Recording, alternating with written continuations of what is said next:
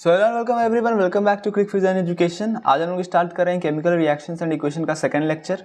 तो उस दिन मैंने आपको समझा दिया था केमिकल इक्वेशंस और केमिकल रिएक्शंस के बारे में। जो भी मैंने बेसिक इन्फॉर्मेशन दी थी, मैं उम्मीद करता हूँ आपको समझ में आ गया होगा। तो आज हम लोग स्टार्ट करेंगे जो टाइप्स ऑफ केमिकल रिएक्शंस है उस टॉपिक से। कितने अलग अलग तरह के केमिकल रिएक्शंस होते हैं, उनको हम लोग किन किन भागों में बांटते हैं। तो उस दिन मैंने आपको केमिकल रिएक्शंस के बारे में समझा दिया था कि केमिकल रिएक्शंस होता क्या है। यानी जो केमिकल चेंज जो जब भी किसी सब्सटेंस में, किसी भी वस्तु में अगर कोई केमिकल चेंज आ रहा है, यानी कोई सब्सटेंस अगर कुछ किसी नए चीज़ में तब्दील हो रहा है, देन उस तरह के प्रोसेस को हम लोग केमिकल रिएक्शन होना कहते हैं। देन हम लोगों ने बात की थी केमिकल इक्वेशंस के बारे में, जहाँ पर मैंने आपको बताया था कि केमिकल रिएक्शंस को हम लोग किस तरह इक्वेशन के फॉर्म में लिखते हैं। मैंने आपको उनको बैलेंस करना भी सिखाया था। और आज हम लोग डिटेल में स्टार्ट करेंगे टाइप्स ऑफ केमिकल रिएक्शंस। ये एक बहुत ही इंपॉर्टेंट टॉपिक है, तो इसे आप बहुत ध्यान से समझना, क्योंकि ये आपको अभी क्लास 10th में नहीं, आगे केमिस्ट्री में भी काफ़ी काम आएगा। क्योंकि जो पूरा केमिस्ट्री आपके 11th एंड 12th का भी, उसमें आपको बहुत सारे रिएक्शंस को पढ़ना होता है। तो आपको अगर अभी से ही बहुत अच्छा आइडिया रहेगा और ये चैप्टर अगर आपका बेसिक क्लियर रहेगा, तो आपको आगे बहुत ही ज़्यादा अच्छी तरीके से समझ में आएगा। जो भी आगे का आपका जो कॉन्सेप्ट है, जो भी केमिकल रिएक्शंस आप आगे अपने फ्यूचर में पढ़ोगे वो। तो मैं बेसिकली आपको ये थोड़ा सा रिकैप करा दे रहा हूँ जो मैंने लास्ट लेक्चर में डिस्कस किया था। और ये नोट्स जो ये है, मैं इसको पीडीएफ फॉर्म में टेलीग्राम चैनल पे शेयर कर दूंगा, आपको वहाँ से इसको डाउनलोड कर सकते हैं। मैंने बिल्कुल जो भी एनोटेशंस है, मैंने मेरे जो हाथ की राइटिंग में लिखा हुआ है, जो भी जो ऑलरेडी प्री प्लान नोट्स है, उसके अलावा वो भी आपको मिल जाएगा वहाँ पर। तो उस दिन हम लोगों ने बात की थी कि जब भी रिएक्शन होता है उसे हम आइडेंटिफाई कैसे करते हैं, कि कोई कलर में चेंज आ रहा हो या फिर उस स्टेट में चेंज आ रहा हो। मैंने आपको एक्सोथर्मिक और एंडोथर्मिक रिएक्शंस भी बताया था। आप नोट्स डाउनलोड करना, आप अगर आपको रिवाइज करना है वहाँ से आप डायरेक्टली कर सकते हैं। केमिकल इक्वेशंस लिखना आपको आ रहा होगा। आप अपने एनसीईआरटी के जो इन टेक्स्ट के अंदर जो कुछ क्वेश्चंस हैं और एक्सरसाइज के भी क्वेश्चंस हैं, उसमें भी आपको कुछ ऐसे क्वेश्चंस हैं जहाँ पे आपको लिखना है केमिकल रिएक्शंस, तो उनको आप प्रैक्टिस ज़रूर करें। साथ ही में मैंने उस दिन आपको बताया था कि हम लोग ये क्लास 7th का जो टॉपिक था आपका, कि किस तरह से हम लोग किसी भी आयंस को बैलेंस करके लिखते हैं क्रिस क्रॉस मेथड से, वो आपको क्लियर होगा। देन रिएक्टेंट्स और प्रोडक्ट्स के बारे में आप ये बात जानते हो कि रिएक्टेंट्स क्या होते हैं, कि जो सब्सटेंस रिएक्शन में भाग लेते हैं, भाग लेके कुछ नया सब्सटेंस बनाते हैं, मतलब जिन्होंने रिएक्शन में पार्टिसिपेट किया है शुरू में, उन्हें हम रिएक्टेंट्स कहते हैं। यानी आप अगर हाइड्रोजन और ऑक्सीजन को मिला के पानी बना रहे हो, तो जो आपके पास पहले से था हाइड्रोजन और ऑक्सीजन, वो आपके रिएक्टेंट्स हैं, और मिलकर जो पानी बन रहा है वो आपका प्रोडक्ट है। तो प्रोडक्ट क्या है? जो नई चीज़ आपको रिएक्शन होने के बाद मिली, उन्हें हम लोग प्रोडक्ट्स कहते हैं। बैलेंसिंग मैंने आपको उस दिन आपको हल्का सा बताया था। और बैलेंसिंग आपका तभी इंप्रूव होगा अगर आप बहुत सारे क्वेश्चंस की प्रैक्टिस करोगे। आपको अलग अलग क्वेश्चंस में बैलेंसिंग ट्राई करना होगा। अभी आपको सिर्फ हिट एंड ट्रायल मेथड से ही बैलेंसिंग सीखना है। आगे और मेथड्स होते हैं बैलेंसिंग के, जब आप रिडॉक्स रिएक्शंस और डिटेल में पढ़ोगे अगले क्लासेस में, देन वहाँ पे आपको बैलेंसिंग और अच्छे तरीके से आएगा। लेकिन अभी आपको सिर्फ और सिर्फ हिट एंड ट्रायल मेथड से ही बैलेंसिंग करना है। यानी आपको खुद से वैल्यू पुट करके देखना है कि दोनों साइड, रिएक्टेंट साइड और प्रोडक्ट साइड, दोनों साइड अगर आपके एटम्स बैलेंस हो रहे हैं, वो तो आपका इक्वेशन बैलेंस होगा। देन उसके बाद हम लोगों ने बात की थी कि बैलेंस करने की ज़रूरत क्या पड़ती है। यानी दोनों साइड हमारे जो नंबर ऑफ़ एटम्स हैं किसी भी एक एलिमेंट या कंपाउंड के, किसी भी एलिमेंट के अगर दोनों साइड एटम्स इम्बैलेंस है, यानी एक साइड 3 है और एक साइड 4 है, देन वो इक्वेशन बैलेंस नहीं है। उसको बैलेंस करने के लिए हमें उस सूटेबल नंबर से मल्टीप्लाई करना होता है, जिस नंबर से मल्टीप्लाई करने का दोनों साइड जो नंबर ऑफ़ एटम्स है वो इक्वल हो जाए। तो आज हम लोग बात कर रहे हैं टाइप्स ऑफ केमिकल रिएक्शंस में। ये आज हमारा नया टॉपिक है। तो सबसे पहला जो टाइप है, हम लोग ब्रॉडली केमिकल रिएक्शंस को 4 भागों में बांटते हैं जो मेनली है। वो है, सबसे पहला है कॉम्बिनेशन रिएक्शंस, अगला है डिकम्पोजिशन रिएक्शन, देन हम लोग बात करते हैं डिस्प्लेसमेंट रिएक्शंस के बारे में, and then double displacement reactions के बारे में। तो चलिए एक एक करके मैं आपको चारों रिएक्शंस के बारे में डिटेल में बताता हूँ। तो जो कॉम्बिनेशन रिएक्शन है, ये आपको नाम से ही क्लियर होगा। यानी कॉम्बिनेशन रिएक्शन, कंबाइन मीन्स क्या होता है? किसी भी दो चीज़ों को मिलाना। तो कॉम्बिनेशन रिएक्शंस में जब दो या दो से ज़्यादा चीज़ें मिलकर कुछ नए प्रोडक्ट्स को बनाती हैं, जरूरी नहीं है कि कोई एक ही प्रोडक्ट बने, हो सकता है दो या दो से ज़्यादा चीज़ें मिलकर और भी फर्दर एक से ज़्यादा चीज़ों को बना रही हैं, देन उस तरह के रिएक्शंस को हम लोग कॉम्बिनेशन रिएक्शंस कहते हैं। सबसे जो सिंपल एग्जाम्पल है मैं वो आपको देता हूँ। तो कॉम्बिनेशन रिएक्शन का जो सबसे सिंपल एग्जाम्पल है वो है वाटर का फॉर्मेशन। जब नेचर में हाइड्रोजन और ऑक्सीजन मिलकर वाटर बनाते हैं, तो वो एक बहुत ही सिंपल सा कॉम्बिनेशन रिएक्शन है। वहाँ क्या हो रहा है, हाइड्रोजन गैस का जो एक मॉलिक्यूल है, हाइड्रोजन गैस का एक मॉलिक्यूल, यानी हाइड्रोजन के दो एटम्स मिलके एक H2 का मॉलिक्यूल बनाते हैं। उसी तरह से ऑक्सीजन गैस का भी मॉलिक्यूल दो ऑक्सीजन एटम्स को जब एक साथ मिलाते हैं, देन हम लोगों को एक ऑक्सीजन का मॉलिक्यूल मिलता है।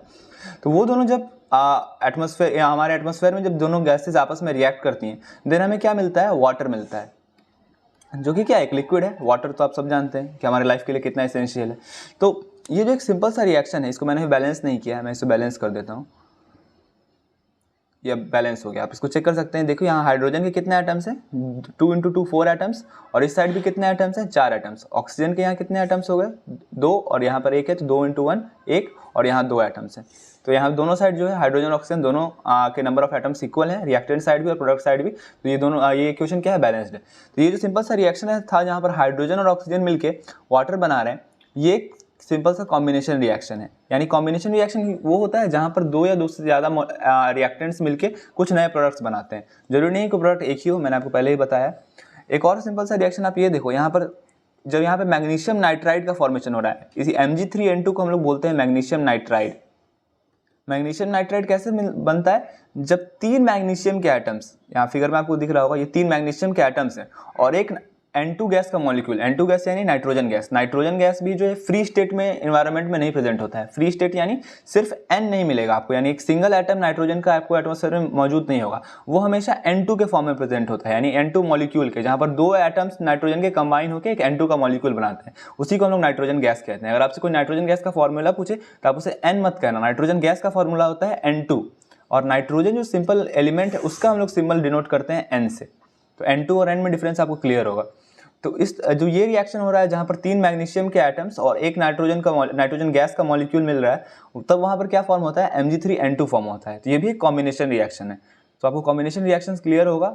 और आपके एनसीईआरटी की बुक में एक बहुत ही अच्छा एग्जाम्पल है जहाँ पर हम लोग कॉम्बिनेशन रिएक्शन की बात करते हैं, जो आप हमेशा अपने घर में देखते होगे। जब भी आपके घर में वाइट वॉशिंग होती है तो वहाँ पर हम लोग लाइम का यूज़ करते हैं, स्लेक्ट लाइम, जिसे हम लोग चूना कहते हैं। तो जो चूना है वो उसका फॉर्मूला होता है कैल्शियम ऑक्साइड, CaO, जिसे हम लोग लाइम भी कहते हैं।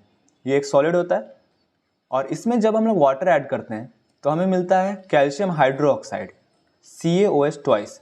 इसे हम लोग बोलते हैं स्लेक्ट लाइम। तो ये स्लेक्ट लाइम है, यहाँ पर क्या हो रहा है, लाइम यानी जो कैल्शियम ऑक्साइड है वो वाटर के साथ मिलके एक नया प्रोडक्ट बना रहा है, जो कि है हमारा कैल्शियम हाइड्रोक्साइड।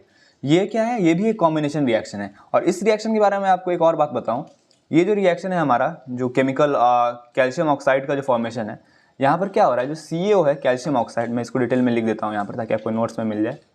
कैल्शियम ऑक्साइड, इसी को हम लोग लाइम भी बोलते हैं, लाइम या फिर क्विक लाइम। जब ये वाटर के साथ रिएक्ट कर रहा है, जब इसको आप वाटर में मिला रहे हो, देन हमें क्या मिल रहा है, कैल्शियम हाइड्रोक्साइड, CaOH ट्वाइस। आप ये जान लो, ये जो क्रिस क्रॉस मेथड है उससे मैं आपको फिर से बता रहा हूँ। कैल्शियम पर क्या चार्ज होता है, प्लस चार्ज होता है, यानी एक डाइवैलेंट एटम है, डाइवैलेंट पॉजिटिव एटम है। और हाइड्रोक्साइड जो आयन है हमारा OH, उस पर एक माइनस चार्ज होता है, -1 चार्ज होता है। जब हम लोग क्रिस क्रॉस करेंगे तो यहाँ पर Ca के जो सब्सक्रिप्ट है, यहाँ पर OH का चार्ज आएगा। OH का चार्ज 1 है, तो 1 को तो हम लोग डिनोट नहीं करते, 1 को नहीं लिखते, वो अंडरस्टूड होता है। और OH पर ये एक OH पूरा एक मॉलिक्यूल है, तो यहाँ पर हमें ब्रैकेट में डाल के तब यहाँ ट्वाइस लिखना होगा। आप ये नहीं लिख सकते हो CaOH और यहाँ पे 2, ये गलत हो जाएगा यहाँ पर, क्योंकि OH माइनस जो एक है वो एक सिंगल आयन है, वो एक साथ बॉन्डेड है पहले से, इसलिए आपको OH ट्वाइस लिखने में दोनों पे ब्रैकेट देना होगा। यानी यहाँ ऑक्सीजन के भी 2 एटम्स होंगे, हाइड्रोजन के भी 2 एटम्स होंगे। ये एक इसे जो OH माइनस, इसे हम लोग हाइड्रोक्साइड आयन कहते हैं। ये एक बहुत ही इंपॉर्टेंट आयन है, आपको आगे ऑर्गेनिक केमिस्ट्री में भी बहुत ज़्यादा यूज आएगा इसका फर्दर क्लासेस में।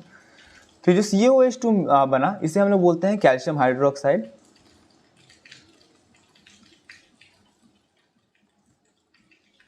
और इसका एक और जो कॉमन नेम है वो है स्लेक्ट लाइम। और इस रिएक्शन की जो सबसे बड़ी बात है कि जब आप चूना को पानी में मिक्स कर रहे हो, देन उसके बाद बहुत ज़्यादा हीट जनरेट होता है। आपने देखा होगा कि जिस बाल्टी में या फिर जिस भी कंटेनर में अगर आप मिक्स कर रहे हो कैल्शियम ऑक्साइड और पानी को, तो बहुत ही ज़्यादा गर्म हो जाता है। ऐसा इसलिए होता है क्योंकि ये एक एक्सोथर्मिक रिएक्शन है। मैंने आपको पिछले लेक्चर में एक्सोथर्मिक और एंडोथर्मिक रिएक्शन के बारे में बताया था कि जिस रिएक्शन में भी एनर्जी बाहर की तरफ जा रही है, रिएक्शंस प्रोडक्ट में, मतलब रिएक्टेंट से एनर्जी निकल के प्रोडक्ट में बाहर की तरफ जा रही है, उस तरह के रिएक्शन को हम लोग बोलते हैं एक्सोथर्मिक रिएक्शन। याद रखने का सिंपल सा तरीका ये है कि एक्सो, आप एग्जिट वर्ड से याद रख सकते हो कि एक्सोथर्मिक है यानी जहां पर एनर्जी बाहर की तरफ जाएगी, और एंडोथर्मिक रिएक्शन जहां पे एनर्जी अंदर की तरफ आएगी। तो इसके बारे में मैं आपको एंडोथर्मिक रिएक्शंस के बारे में अभी एक और आगे एग्जांपल दूंगा जब हम लोग डिस्प्लेसमेंट रिएक्शंस के बारे में बात करेंगे। तो ये जो फॉर्मेशन ऑफ स्लेक्ट लाइम था, कैल्शियम हाइड्रोक्साइड, ये एक एक्सोथर्मिक रिएक्शन है, आप इसको हमेशा याद रखना। देन हम लोग बात करने वाले हैं अभी, अब अगला हमारा जो टॉपिक है वो है डिकम्पोजिशन रिएक्शन। तो डिकम्पोज मीन्स क्या होता है? डिकम्पोज का मीनिंग होता है किसी भी चीज़ को आगे फर्दर तोड़ना, टूटना।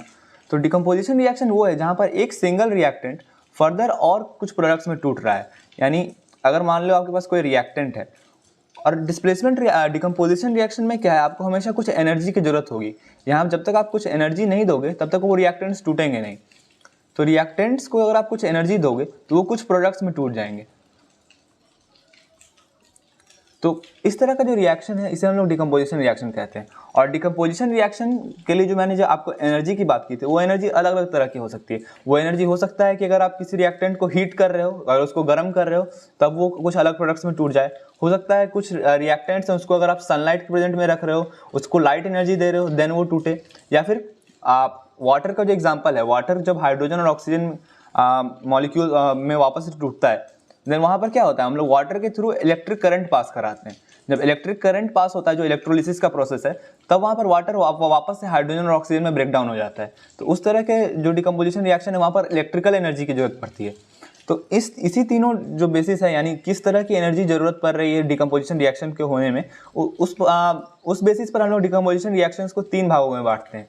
जो सबसे पहला डिकम्पोजिशन रिएक्शन का टाइप है वो है थर्मल डिकम्पोजिशन। थर्मल से आप नाम से ही समझ पा रहे हो कि थर्मल डिकम्पोजिशन उस तरह का डिकम्पोजिशन रिएक्शन है जहां पर हीट एनर्जी की जरूरत हो। हीट एनर्जी की जहां पे जरूरत होगी उस तरह के डिकम्पोजिशन रिएक्शंस को हम लोग थर्मल डिकम्पोजिशन रिएक्शंस कहते हैं। तो जो हमारा टॉपिक है थर्मल डिकम्पोजिशन रिएक्शन, इसमें इसके आपको कुछ एग्जांपल्स बताता हूँ।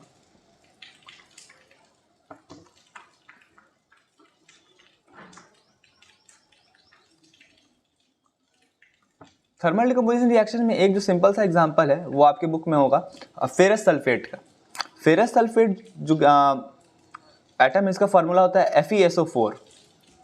मैं इसको आपको लिख के दिखाता हूँ ब्लैक स्क्रीन पर एक।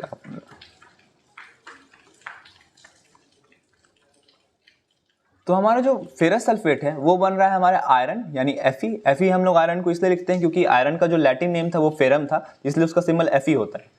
और Fe जो है एक वेरिएबल वैलेंसी शो करता है। वैलेंसी आप सब जानते हो, यानी उस पर उसकी जो कंबाइनिंग कैपेसिटी है, यानी वो कितने अलग अलग एटम्स के साथ कंबाइन कर सकता है, उसे हम लोग वैलेंसी बोलते हैं। तो Fe वेरिएबल वैलेंसी शो करता है, यानी Fe के जो हमारे नेचर में 2 तरह के आयन प्रेजेंट होते हैं, एक Fe+2 और एक Fe+3। ये मैंने आपको पिछले लेक्चर में बताया था। Fe+2 को हम लोग बोलते हैं फेरस आयन, यानी आयरन पर अगर +2 चार्ज होगा देन उसको हम लोग फेरस आयन बोलते हैं, और आयरन पर जब +3 चार्ज होगा उसको हम लोग फेरिक आयन बोलते हैं। तो फेरस सल्फेट जब बनता है तो वहाँ पर ये होता है कि Fe का जो +2 आयन है, जो क्योंकि हम लोग उसको फेरस सल्फेट बोल रहे हैं, तो वहाँ पर आयरन का +2 चार्ज वाला जो आयन है वो यूज़ होगा, और सल्फेट SO4 इस पर -2 चार्ज होता है।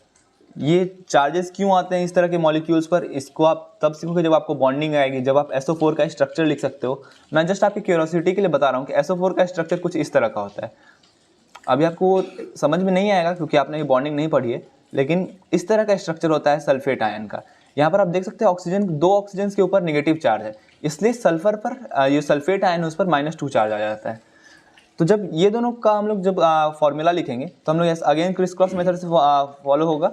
तो वहाँ क्या होगा, Fe2 और SO4 होल पे ट्वाइस आएगा, लेकिन क्योंकि हम लोग सिंपलेस्ट फॉर्म में बात करते हैं देन यहाँ पर हम लोग 2 और 2 को क्रॉस कर सकते हैं, इसलिए फेरस सल्फेट का फॉर्मूला FeSO4 हो जाएगा। और इसके बाद जो फेरस सल्फेट है, या और फेरस सल्फेट एक बहुत ही इंपॉर्टेंट केमिकल है FeSO4, और एक और इंपॉर्टेंट केमिकल है CuSO4 जिसे हम लोग कॉपर सल्फेट कहते हैं। ये दोनों बहुत इंपॉर्टेंट इसलिए हैं क्योंकि अभी डिस्प्लेसमेंट रिएक्शंस में भी हम लोग बात करेंगे इन दोनों केमिकल्स के बारे में, क्योंकि ये दोनों जो केमिकल्स हैं इनका कुछ कैरेक्टरिस्टिक कलर होता है। लेकिन ये जो FeSO4 और CuSO4 है, सिर्फ अगर आप ये इन दोनों की बात कर रहे हो, अगर FeSO4 और CuSO4 यानी जो फेरस सल्फेट है और कॉपर सल्फेट है, ये दोनों एनहाइड्रस फॉर्म में मौजूद हैं। एनहाइड्रस फॉर्म का मीनिंग हुआ कि वहाँ पर कोई वाटर उनके साथ अभी इन्वॉल्व नहीं है, यानी वो पूरी तरह से सूखे हुए हैं। एनहाइड्रस मीन्स होता है जिसमें कोई भी हाइड्रेटेड फॉर्म में ना हो, हाइड्रेटेड मतलब वहाँ पर कोई भी वाटर मॉलिक्यूल मौजूद ना हो। देन इन दोनों का जो एनहाइड्रस फॉर्म में कलर है, ये दोनों का वाइट है, यानी अगर इनके साथ कोई वाटर मॉलिक्यूल नहीं जुड़ा हुआ है तो वो दोनों का कलर वाइट होता है। लेकिन जब आप FeSO4 और CuSO4 दोनों को वाटर के साथ मिक्स करोगे, मैं आपको फॉर्मूला लिख के बता रहा हूँ अगेन ब्लैक स्क्रीन पे। जब आप FeSO4 को वाटर के साथ मिक्स करोगे देन फॉर्म होता है FeSO4.7H2O। यहाँ पर फेरस सल्फेट के साथ 7 वाटर के मॉलिक्यूल्स जब अटैच हो जाते हैं, ये किस तरह से होता है, ये जो भी फॉर्मूला है FeSO4 और 7H2O का, ये आपको आगे की क्लासेस में पढ़ना है। जो आप कोऑर्डिनेशन कंपाउंड्स पढ़ोगे क्लास 12th में, तब आपको पता चलेगा कि ये किस तरह से बॉन्ड होता है। लेकिन अभी के लिए सिर्फ आप इतना समझो कि यहाँ पे 7 वाटर के मॉलिक्यूल्स फेरस सल्फेट के साथ जुड़ जाते हैं। देन इसका कलर चेंज हो जाता है ग्रीन में। जो व्हाइट एनहाइड्रस फेरस सल्फेट का जो व्हाइट कलर था, जब वाटर मॉलिक्यूल के साथ इन्वॉल्व होने के बाद ये कलर हो जाता है ग्रीन कलर हो जाता है। तब जो हाइड्रेटेड फॉर्म में जब फेरस सल्फेट होता है उसे हम लोग कहते हैं ग्रीन विट्रियोल, ये उसका कॉमन नेम है। और हिंदी में हम लोग इसे बुलाते हैं हरा ठोठा। अगर आप किसी के मुंह से सुन रहे हो अगर हरा ठोठा ये वर्ड, तो आप समझ जाना कि वो FeSO4 फेरस सल्फेट की बात कर रहा है। और फेरस सल्फेट के एनहाइड्रस फॉर्म के नहीं, फेरस सल्फेट के हाइड्रेटेड फॉर्म के, जहाँ पर उसके साथ वाटर अटैच्ड है। तो इस तरह के जो मॉलिक्यूल्स हैं, ये जो वाटर के साथ अटैच होने पर अपना कलर चेंज करते हैं, ये आपके सिलेबस के लिए इंपॉर्टेंट है, क्योंकि कलर चेंज केमिस्ट्री में एक बहुत ही इंपॉर्टेंट कॉन्सेप्ट होता है। और मैंने कॉपर सल्फेट की बात की थी CuSO4, तो एनहाइड्रस कॉपर सल्फेट का कलर होता है व्हाइट, और जब इसके साथ वाटर के 5 मॉलिक्यूल्स इन्वॉल्व हो जाते हैं CuSO4.5H2O, देन इसका कलर चेंज हो जाता है ब्लू में, और उसे हम लोग बुलाते हैं ब्लू विट्रियोल। ये उसका एक कॉमन नेम है। और कॉपर सल्फेट जो है इसका वो केमिकल नेम है। इसे आप लोग बोल सकते हो कॉपर सल्फेट पेंट्राहाइड्रेट, और इसे बोल सकते हो फेरस सल्फेट हेप्टाहाइड्रेट। ये नॉमेनक्लेचर है, ये भी आप आगे डिटेल में समझोगे। तो ब्लू विट्रियोल को हम लोग हिंदी में बोलाते हैं नीला ठोठा। तो ये जो केमिकल्स हैं ये आपके सिलेबस के लिए इंपॉर्टेंट है, क्योंकि आपको क्वेश्चंस आएंगे आपके बोर्ड एग्जाम में भी, और एनसीईआरटी के अंदर भी आपको जो कलर चेंज के क्वेश्चंस हैं कि अगर हीट करने पर आपको सपोज दैट आपके पास कोई केमिकल X है, वो ग्रीन कलर का है, उसे हीट करने पर वो व्हाइट कलर में पहले चेंज हो जाता है, और व्हाइट कलर को जब उसको फिर फर्दर हीट करते हैं तो वो रेडिश ब्राउन कलर में चेंज हो जाता है। तो आपको आइडेंटिफाई करना है कि वो केमिकल क्या है। मैं पहले आपको समझा देता हूँ। यहाँ थर्मल डिकम्पोजिशन, देन आपसे एक क्वेश्चन पूछूंगा इस बारे में। तो हम लोग जब थर्मल डिकम्पोजिशन के बारे में बात कर रहे थे, तो मैंने आपको बताया था कि FeSO4.7H2O, ये जो हमारे पास ग्रीन विट्रियोल है, ये जो ग्रीन विट्रियोल है, रुक जाओ इसमें कलर गलत हो गया है।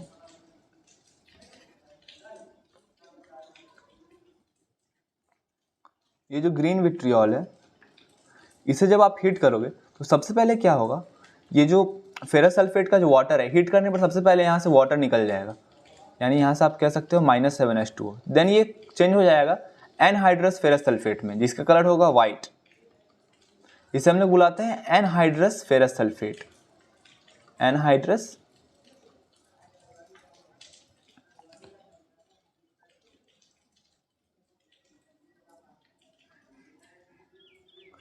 Anhydrous ferrous sulphate.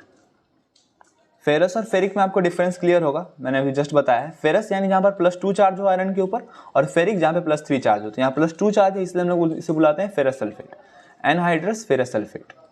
और तब जब आप इसे हीट करोगे, फिर जब आप इसको हीट करोगे, हीट को डिनोट करते हैं हम लोग इस तरह के ट्रायंगल के शेप से। इसको अगर आप रिएक्शन में लिख रहे हो तो इसको हम एरो देने के बाद इसके ऊपर हम लोग डिनोट करते हैं ट्रायंगल के शेप से, कि वहाँ पर हीटिंग हो रही है।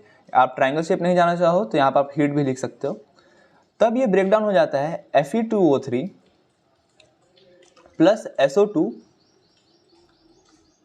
Plus SO3। इस रिएक्शन को मैं अच्छे से लिखता हूँ, बिल्कुल स्टेट और वो मेंशन करने के बाद। लेकिन पहले आप ये समझो कि जब आप सबसे पहले आपके पास क्या था, सबसे पहले आपके पास मौजूद था ग्रीन विट्रियोल।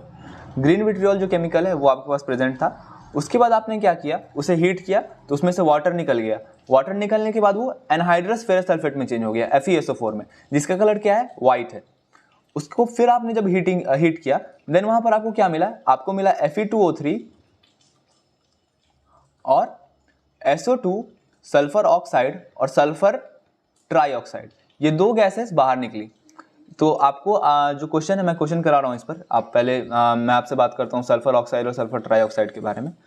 तो ये जो कलर है यहाँ पर, जो Fe2O3 का कलर है वो होता है रेडिश ब्राउन, थोड़ा सा रस्टी कलर होता है। Fe2O3 को हम लोग बुलाते हैं फेरिक ऑक्साइड। आप इसका फॉर्मूला खुद से लिख सकते हो, मैं बता देता हूँ आपको फिर से फेरिक ऑक्साइड किस तरह से बनता है।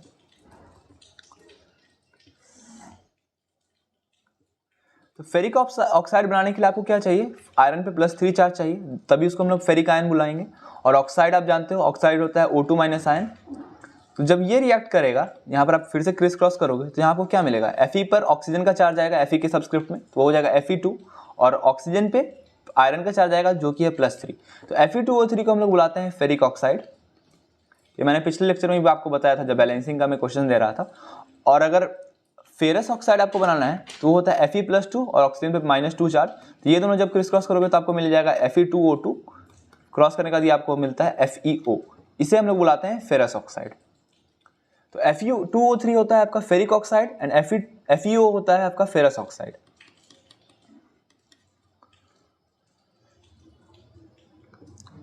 तो जब आप फिर से एनहाइड्रस फेरस सल्फेट को हीट करोगे तब आपको वहाँ पे क्या मिल जाएगा, वापस से आपको मिल जाएगा Fe2O3 फेरिक ऑक्साइड। इसका कलर मैं आपको लिख दे रहा हूँ, ये होता है आपका रेडिश ब्राउन, हल्का सा रस्ट टाइप का कलर होगा इसका। रस्ट यानी आयरन पे जो जंग लग जाती है उस तरह का कलर होगा, ये रेडिश ब्राउन बोल सकते हो आप इसको। साथ ही में आपको 2 गैसेस मिलेंगी बाहर, वो होगा SO2 और SO3। यानी यहाँ पर इन दोनों गैसेस को हम लोग SO2 को बुलाते हैं सल्फर डाइऑक्साइड, क्योंकि ऑक्सीजन 2 है वहाँ पर, जिससे हम लोग सल्फर डाइऑक्साइड बोलते हैं, और SO3 सल्फर ट्राइऑक्साइड। तो ये 2 गैसेस बाहर निकलेंगी, तो इसे आप किस तरह से आइडेंटिफाई कर पाओगे, क्योंकि जब आप इसको लैबोरेटरी में इस रिएक्शन को परफॉर्म करोगे तो आपको जलते हुए सल्फर की बू आएगी, वहाँ पर आपको बर्निंग सल्फर स्मेल मिलेगा, जिससे आप आइडेंटिफाई कर सकते हो कि वहाँ पर कौन सी 2 गैसेस मौजूद हैं, sulphur oxide, sulphur dioxide and then sulphur trioxide, burning sulphur smell. तो मैं आपसे एक क्वेश्चन पूछ रहा हूँ इसी रिएक्शन के बेसिस पर।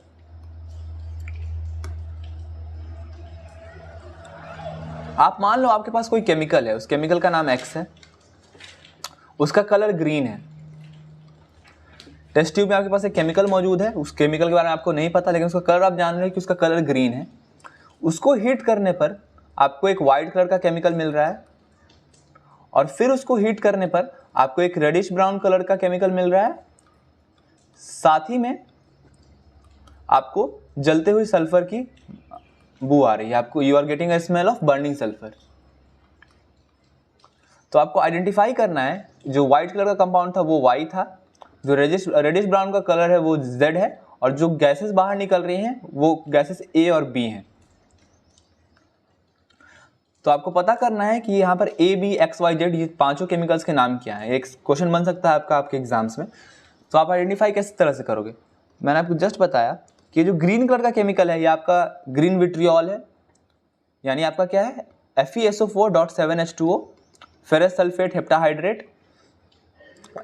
आप जान रहे हो अगर आप इसको हीट करोगे तो सबसे पहले क्या होगा, इसके जो वाटर ऑफ क्रिस्टलाइजेशन है, ये जो .7H2O है ये वाटर क्रिस्टल्स के रूप में मौजूद होते हैं, यानी ये जो फेरस सल्फेट है इसको क्रिस्टल्स बनाने में मदद करते हैं उस कलर के।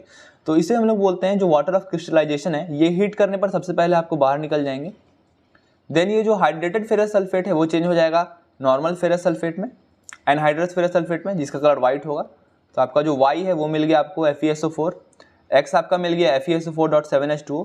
आप इसको हीट कर रहे हो तो आपको रेडिश ब्राउन कलर का जो केमिकल मिल रहा है वो है आपका Fe2O3 फेरिक ऑक्साइड, और जो आपको 2 गैसेस मिल रहे हैं वो है आपके SO2 और SO3। एक चीज़ आप ध्यान रखना, मैं यहाँ पर स्टेट्स मेंशन नहीं कर रहा हूँ, मतलब ये किस स्टेट्स में, मैंने आपको जब केमिकल इक्वेशंस लिखना सिखाया था मैंने आपको बताया था कि आपको स्टेट्स मेंशन करना बहुत ही ज़्यादा जरूरी है किसी भी केमिकल इक्वेशन को लिखते वक्त, तो मैं यहाँ पर मेंशन कर दे रहा हूँ। एक स्टेट मैंने आपको सॉलिड लिक्विड गैस के बारे में बताया था, और एक बहुत ही इंपॉर्टेंट स्टेट होता है किसी भी केमिकल रिएक्शन का, जिसे हम लोग AQ से डिनोट करते हैं। मैं यहाँ पे जैसे AQ लिखा है, इस स्टेट को हम लोग बोलते हैं एक्वस स्टेट। यानी जब भी कोई केमिकल वाटर में मिक्सड होगा, यानी उसका वाटर में सॉल्यूशन होगा, देन उस स्टेट को हम लोग बोलते हैं एक्वस सॉल्यूशंस। तो आप जो केमिस्ट्री लैब में बहुत सारे एक्सपेरिमेंट्स करते हो, यहाँ पर जैसे मैंने आपको ये ग्रीन विट्रियोल का भी एक्सपेरिमेंट बताया, तो वो सारे केमिकल्स मोस्टली पानी में ही मिले होते हैं। जो वाटर है, आप जानते हो वाटर हमारा यूनिवर्सल सॉल्वेंट है, यानी बहुत सारी चीज़ों को मिलाने के लिए, सॉल्यूशन बनाने के लिए हम वाटर का यूज़ करते हैं। तो अधिकतर reaction more than 90% of cases में जो सॉल्यूशंस होते हैं वो वाटर में ही होते हैं, इसलिए हम लोग वहाँ पर एक्वस सॉल्यूशन डिनोट करते हैं। और रिएक्शन इक्वेशन लिखते वक्त उसे हम लोग जो हमारा कंपाउंड है, जो हमारा केमिकल है, उसके आगे ब्रैकेट में AQ से डिनोट करते हैं, यानी वो डिनोट करता है कि वो एक्वस सोल्यूशन है, यानी वाटर में उसका सोल्यूशन फॉर्म है। तो ये क्वेश्चन आपका क्लियर हो गया होगा। A और B आपका क्या है, सल्फर डाइऑक्साइड और सल्फर ट्राइऑक्साइड, SO2 और SO3। उस दिन मैंने बताया था कि जब भी कोई रिएक्शन में गैसेस बाहर निकल रही हैं तो उन्हें आप ऊपर की तरफ एरो उनके आगे लिख के इस तरह से डिनोट करते हो। तो यहाँ पर जब हमारे हीट करने पर हमें डिकम्पोजिशन मिल रहा है, डिकम्पोजिशन रिएक्शन मैंने आपको बताया था। यहाँ पर आप देख सकते हो कि FeSO4 जो है यहाँ पर हमारा, ये 3 अलग अलग प्रोडक्ट्स में टूट जा रहा है। FeSO4 आपका टूट जा रहा है Fe2O3 में, SO2 में और SO3 में। तो यहाँ पर आपको एक रिएक्टेंट से 3 अलग अलग प्रोडक्ट्स मिल गए हीट करने पर। तो ये इस तरह का रिएक्शन ही हम लोग इस तरह के रिएक्शंस को ही डिकम्पोजिशन रिएक्शंस बोलते हैं, जहाँ पर एक सिंगल प्रोडक्ट डिकम्पोज कर रहा है एक या एक से ज़्यादा अलग अलग प्रोडक्ट्स में। और यहाँ पर क्योंकि हीट करने पर डिकम्पोज हुआ है, आप जान रहे हो डिकम्पोजिशन रिएक्शन आपका एक एंडोथर्मिक रिएक्शन है, यानी वो रिएक्शन को पूरा होने के लिए आपको एनर्जी देना होगा रिएक्टेंट्स को। तो वहाँ पर जब एनर्जी मिल रहा है, वो किस फॉर्म में एनर्जी मिल रहा है, वो हीट के फॉर्म में मिल रहा है। तो इसलिए उस डिकम्पोजिशन को हम लोग बुलाएंगे थर्मल डिकम्पोजिशन।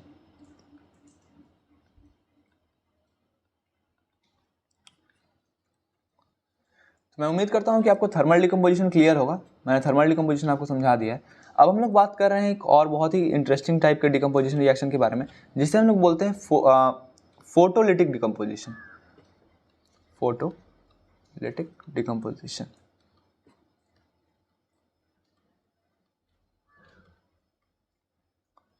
फोटो वर्ड से आप क्या समझते हो? फोटो, जहाँ पे भी आपको अगर फोटो वर्ड मिल रहा है तो आप समझ जाना ये फोटो किस वर्ड से लिंक्ड है, लाइट वर्ड से लिंक्ड है।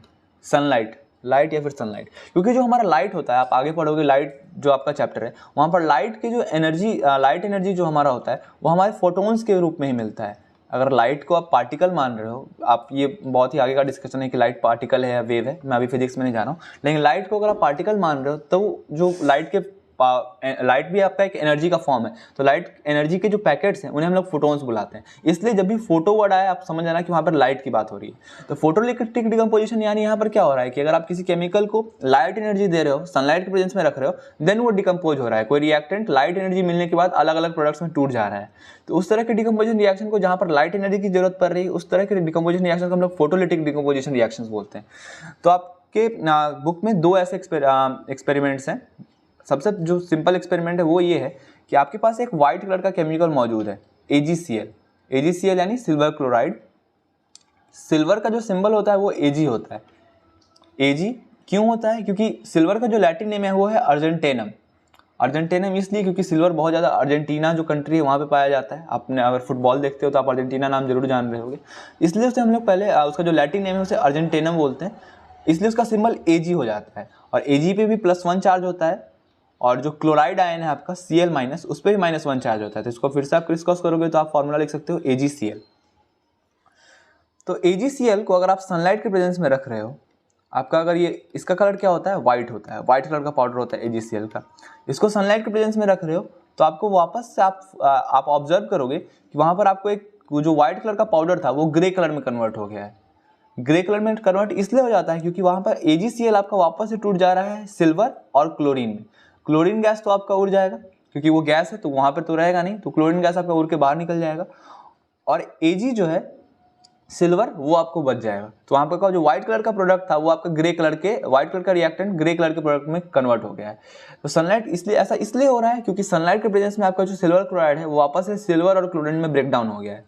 और इसको मैं बैलेंस कर दूं, यहाँ पर AgCl2 है इसलिए हमें यहाँ 2 से मल्टीप्लाई करना होगा। तो आप देख सकते हैं क्लोरीन के एटम्स बैलेंस हो चुके हैं 2 AgCl, और Ag यहाँ बैलेंस नहीं क्योंकि यहाँ Ag के 2 हैं और यहाँ Ag का 1 ही है, तो मैं यहाँ भी 2 लिख दूंगा।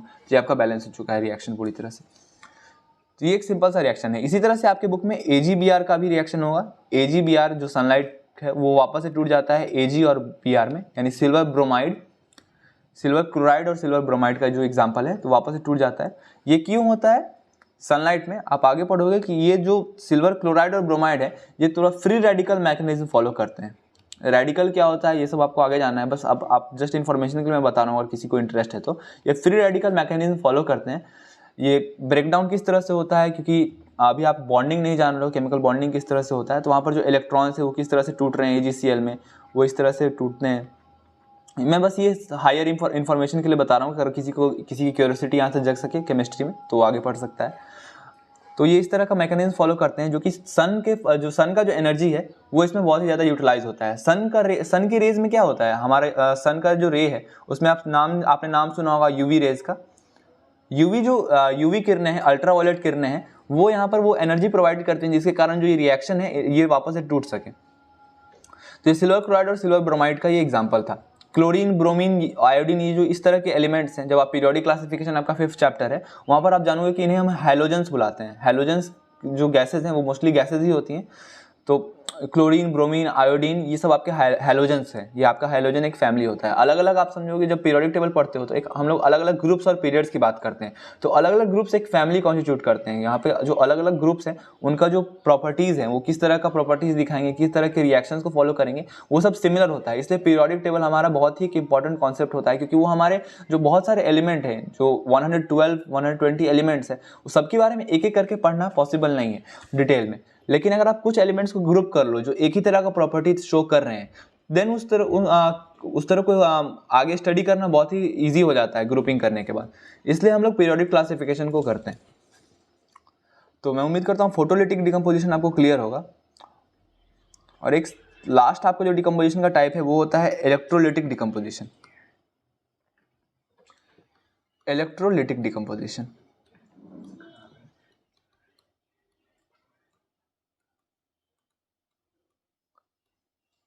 इलेक्ट्रोलिटिक डिकम्पोजिशन वहाँ पर होता है जब आपको जो एनर्जी है, अगर आपके कुछ रिएक्टेंट्स मौजूद हैं उसमें अगर आप इलेक्ट्रिकल एनर्जी दे रहे हो, यानी उस रिएक्टेंट्स के थ्रू करंट अगर आप पास करा रहे हो, इलेक्ट्रिक करंट पास करा रहे हो, देन वो ब्रेक डाउन हो जाए कुछ प्रोडक्ट्स में। तो सबसे सिंपल एग्जांपल है वो वाटर का है। जब आप वाटर को इलेक्ट्रिक करंट वाटर में आप अगर पास करा रहे हो तो ये वापस से आपके हाइड्रोजन गैस और ऑक्सीजन गैस में ब्रेक डाउन हो जाता है। ये एक्सपेरिमेंट करने के लिए मैं आपको एक्सपेरिमेंट का सेटअप बताता हूं।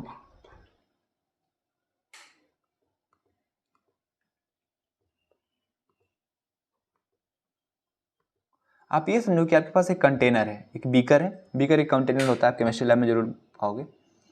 वहां पर आपके पास वाटर प्रेजेंट है। तो आप एक सेटअप समझो जहां पे आपके पास एक बीकर मौजूद है, उसमें आपका वाटर फिल्ड है। रुक जाओ, मुझे फिर से ब्लैक स्क्रीन लेना होगा। तो आप समझो आपके पास एक बीकर है, उसमें वाटर फिल्ड है। आपने उस बीकर को पानी से भर दिया है और वाटर में करंट पास कराने के लिए आप क्या करोगे? आपके पास एक बैटरी होनी चाहिए सबसे पहले। ये बैटरी को हम लोग इस तरह से रिप्रेजेंट करते हैं सर्किट डायग्राम्स में, और ये वायर्स हैं आपके। और अब आप क्या करोगे, आपके जो पेंसिल्स होते हैं ना, दोनों पेंसिल, आपको 2 पेंसिल्स की जरूरत है। और पेंसिल का जो आपका लीड होता है, ये जो आपका जिससे लिखते हो, उसे हम लोग वो ग्रेफाइट का बना होता है। और ग्रेफाइट आप जानते हो इलेक्ट्रिसिटी को कंडक्ट करता है, यानी उसके थ्रू इलेक्ट्रिसिटी पास हो सकती है। तो आपको 2 इलेक्ट्रोड्स की जरूरत होगी। और ये जो 2 आप वाटर में ये जो 2 पेंसिल्स को डाल रहे हो जहाँ से इलेक्ट्रिसिटी कंडक्ट होगी, इन्हें हम लोग इलेक्ट्रोड्स बुलाते हैं। आपने पढ़ा होगा 8th क्लास में, कैथोड किसे बोलते हैं, एनोड किसे बोलते हैं। तो ये जो आपका सेटअप है, इसके बाद यहाँ पर ये होगा कि जो वाटर है वहाँ पे इलेक्ट्रिसिटी पास करने लगेगी। जैसे ही आप यहाँ पर देखोगे, आप इलेक्ट्रिसिटी जब आप पास करेगी तो आपके दोनों इलेक्ट्रोड्स के पास कुछ बबल्स फॉर्म होने लगेंगे। कुछ बबल्स होंगे। ये बबल्स क्या है? ये गैस के बबल्स हैं। और आपको आइडेंटिफाई करना होगा कि यहाँ पे कौन सा हाइड्रोजन गैस का बबल है और कौन सा ऑक्सीजन गैस का बबल है। तो यहाँ पर सबसे जो सिंपल एक्सपेरिमेंट है, आप क्या करो, यहाँ पर एक स्ट्रॉ या पाइप की मदद से इन गैसेस को बाहर निकाल लो। बाहर निकाल के एक टेस्ट ट्यूब में फिल करो। ये गैसेस जब आपके टेस्ट ट्यूब में आ जाएंगी, देन आप क्या करो, एक माचिस लो। माचिस को जलाने के बाद उन टेस्ट ट्यूब के ऊपर रखो। अगर आपको वो जो माचिस है वो एक पॉपिंग साउंड के साथ जलने लगे, यानी वहाँ उन माचिस जो जल रही है वहाँ पर एक फरफराहट आने लगे, देन वहाँ पर वो हाइड्रोजन गैस मौजूद है। हाइड्रोजन गैस क्या होता है, कहीं भी जब जहाँ भी कोई फ्लेम है, यहाँ पे जहाँ पे आग लगी हुई है, तो वहाँ पर वो फरफराहट वहाँ पे कॉज करेगा। और ऑक्सीजन गैस क्या करेगा, अगर मान लो ऑक्सीजन गैस अगर आपके पास माचिस है, आप माचिस को बुझाओ और अगर ऑक्सीजन गैस के पास लाने के बाद वो जो हल्की सी बुझी हुई माचिस है वो फिर से जलने लगे, देन वहाँ पर ऑक्सीजन गैस मौजूद है। आप जानते हो ऑक्सीजन गैस के बिना कोई भी यहाँ पे भी कोई बर्निंग का प्रोसेस, कोई कंबजन है वो नहीं हो सकता है। ये एक्सपेरिमेंट आपने किया होगा, अगर आप कोई मोमबत्ती को जला रहे हो और उसके ऊपर आपने किसी ग्लास को उल्टा करके रख दिया, यानी वहाँ पर आप क्या हो गया, अंदर की जो हवा है, अब अंदर कोई हवा नहीं आ सकती है, तो वो मोमबत्ती क्या होगा, थोड़ी देर बाद बुझ जाएगा। ऐसा इसलिए होगा क्योंकि वो वहाँ पर जो चैम्बर है, जो ग्लास का अंदर चैम्बर, वहाँ पर एक वैक्यूम क्रिएट हो गया, वहाँ पर कोई हवा नहीं आ रही है, तो वो जो मोमबत्ती को कोई ऑक्सीजन नहीं मिलेगा, और ऑक्सीजन के बिना कोई भी बर्निंग का जो प्रोसेस है, कुछ भी जलना पॉसिबल नहीं है। तो ये बात रही इलेक्ट्रोलाइटिक डिकम्पोजिशन की। यहाँ पर आप क्या हो रहा है, इलेक्ट्रिसिटी पास करा के, इलेक्ट्रिकल एनर्जी प्रोवाइड करा के आप किसी कंपाउंड को, जो आपका वाटर कंपाउंड है, इससे आप लोग ब्रेक डाउन कर दे रहे हो किसमें, वापस से हाइड्रोजन और ऑक्सीजन में। आप बैलेंस रिएक्शन आप लिख सकते हो खुद से। मैं उम्मीद करता हूँ कि अभी तक आपको बैलेंसिंग अच्छी तरीके से आ गई होगी। ये रहा था वो रिएक्शन। वाटर आपका लिक्विड है, हाइड्रोजन और ऑक्सीजन आपके गैसेज हैं जो आपको बाहर मिल गए। तो this was all about decomposition reactions. तो आपको डिकम्पोजिशन रिएक्शन समझ में आ गया होगा अच्छी तरीके से। अगले लेक्चर्स में हम लोग बात करेंगे displacement reaction, double displacement reactions के बारे में। और आपको जो लास्ट टॉपिक है, बहुत ही इंपॉर्टेंट टॉपिक है, ऑक्सीडेशन रिएक्शंस, रिडक्शन रिएक्शन, जो रिडॉक्स रिएक्शन का जो पूरा टॉपिक है, ये बहुत ही इंपॉर्टेंट चैप्टर बन जाता है आपके आगे की केमिस्ट्री के क्लासेस के लिए। और देन आपका एक छोटा सा टॉपिक है रैंसिडिटी और कोरोजन का, जो ऑक्सीडेशन एंड रिडक्शन से रिलेटेड है, उसे हम लोग 4th लेक्चर में डिस्कस करेंगे। तो 2 लेक्चर्स और बच रहे हैं यहाँ से आपके इस चैप्टर में। मैं आप नोट्स आपको टेलीग्राम पे प्रोवाइड कर दूंगा पूरे चैप्टर का, आप चाहो तो रिवीजन के लिए वहाँ से पढ़ सकते हो। और साथ ही में आप अपनी एनसीईआरटी बुक को भी पढ़ते रहना, क्योंकि एनसीईआरटी का जो आपका लाइन बाय लाइन एनसीईआरटी है, आपका एनसीईआरटी का हर एक वर्ड बहुत ही इंपॉर्टेंट है, क्योंकि आपका एग्जाम हो या फिर आपके नॉलेज पॉइंट ऑफ व्यू से भी एनसीईआरटी से बेटर बुक कोई नहीं है। इसलिए आप लोग एनसीईआरटी को पूरे अच्छे तरीके से पढ़ें, और जितनी बार हो सकता है पॉसिबल उतनी बार आप एनसीईआरटी बुक को जरूर पढ़ें, क्योंकि एनसीईआरटी बुक के पढ़े बिना आपका नॉलेज में कभी इंप्रूवमेंट नहीं हो पाएगा। आपको जो एग्जाम है, बोर्ड एग्जाम, उसमें आपका सिर्फ नॉलेज ही नहीं, साथ ही में आप किस तरह से आंसर्स लिखते हो, किस तरह से आप प्रेजेंट कर सकते हो, वो भी एनसीईआरटी बुक पढ़ने के कारण ही होगा। क्योंकि जितना आप कॉन्सेप्चुअली जितना क्लियर हो गया, आपको जितने अच्छे से कॉन्सेप्ट समझ में आएंगे, उतने अच्छे से ही आप वहाँ पे प्रेजेंट कर सकते हो। आप जब भी आंसर लिखते हो किसी भी एग्जाम में, तो आप इस तरह से लिखना कि आपको जो सामने वाले जो एजुकेटर हैं, जो आपका कॉपी चेक कर रहे हैं एग्जामिनर, उनको वो आप समझा रहे हो इस तरह से। आप बिल्कुल जीरो से उस तरह से आंसर को एक्सप्लेन करो कि कोई भी आपका वो आंसर पढ़ के समझ सके कि जो क्वेश्चन पूछ रहा था उसका ये प्रॉपर आंसर हो। अगर आपको मार्क्स लाने का सबसे सिंपल तरीका यही होता है कि आप चैप्टर डिलीट में करो। तो thank you very much for watching this lecture. Little bit about me, मुझे ये शुरुआत में बता देना चाहिए था। मेरा नाम तुषार है और करंटली मैं बीटेक कर रहा हूँ IIT पटना से। तो मैं इसी तरह के लेक्चर्स आपको प्रोवाइड करता रहूँगा आगे भी। तो इस चैनल को सब्सक्राइब जरूर कर देना। वीडियो पसंद आया हो तो इस वीडियो को लाइक ज़रूर करें। So this was all. So thank you very much again. Good bye.